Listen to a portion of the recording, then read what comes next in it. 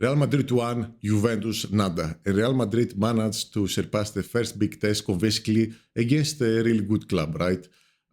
Now, before when I was saying that you can't really extract any meaningful information if Real Madrid are playing good or not, it was because they were winning against the likes of Pachuca and what was the other team? And Salzburg. And if you watch these games, you could see that it wasn't really a competition, right? Because the difference in the quality of these teams is enormous. Now, even though I'm a Barcelona fan, right, I'm going to give my unbiased opinion and praise Real Madrid where they deserve to. First of all, you can see Xabi Alonso in the few days that he has been to Real Madrid, because I don't think they have trained that long anyway. I don't think they have trained for more than 1 month. They have changed, Xabi Alonso has changed the image of Real Madrid in the pitch enormously, right?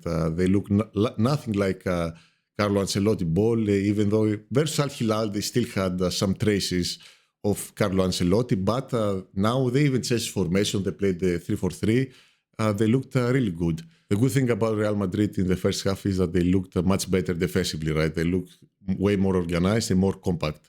And the nice thing is that the fullbacks were pushing in the midfield with this new formation, the 3-4-3, that reminds me a bit of Finder, thus making them have more ball possession and controlling the midfield way better than they used to. Now, the only bad thing about Real Madrid in the first half is that at some times they still look like they play Carlo Ancelotti ball. And what I mean by this is that they severely lacked any kind of creativity. They didn't create any meaningful chances.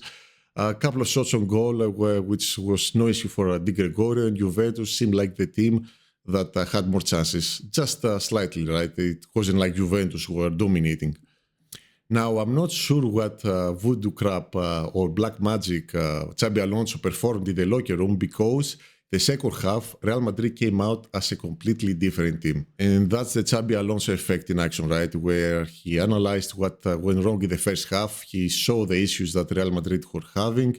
That's why in the locker room, he said, guys, I exploit these spaces, press this lane, do this, do that. He gave them instructions. He gave them clear tactics. And that's why when Real Madrid came into the second half, it looked like they completely changed gears.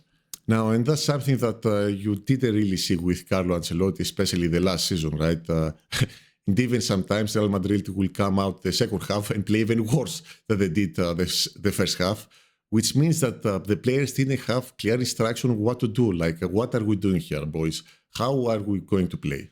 And during the second half, Real Madrid completely dominated the game. They had an insane amount of shots on target and shots in general. They were dominating possession. And Juventus, they were shocking, man. They were overwhelmed by Real Madrid. It's like Real Madrid had built this choke point in the midfield, and Juventus were really struggling to bypass it. And after the while, and after, Real Madrid pressing, Trent Alexander with a beautiful cross, I think it was Trent, right? Finds Gonzalo Garcia at the right spot, and with a beautiful header, he opens the score for Real Madrid. And after that, the score, even though the 1-0 is indicative of what happened in the game, because Real Madrid should at least score 2 or 3 more goals.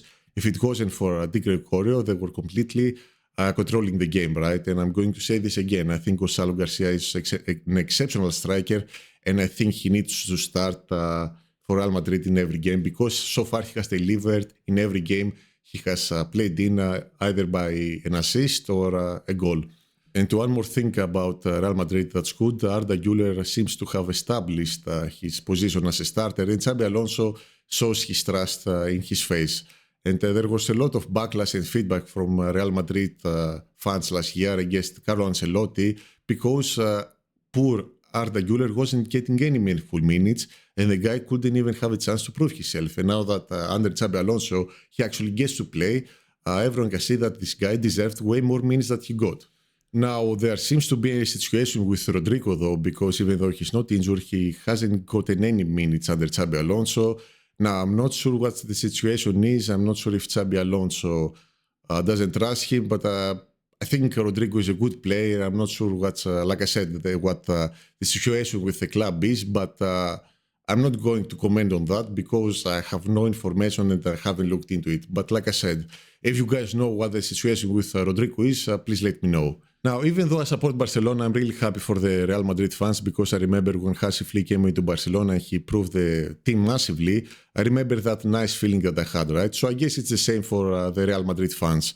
New coach, new tactics, new philosophy, and you can already see that Real Madrid are looking much better, right? So I'm really excited on how Real Madrid are going to play against PSG because I think that's the biggest test they're going to have before the season starts, right? And maybe, just maybe, they become good enough that this time around they might prevent Barcelona from turning Santiago Bernabeu into their kitchen because last season Barcelona deep fried Real Madrid.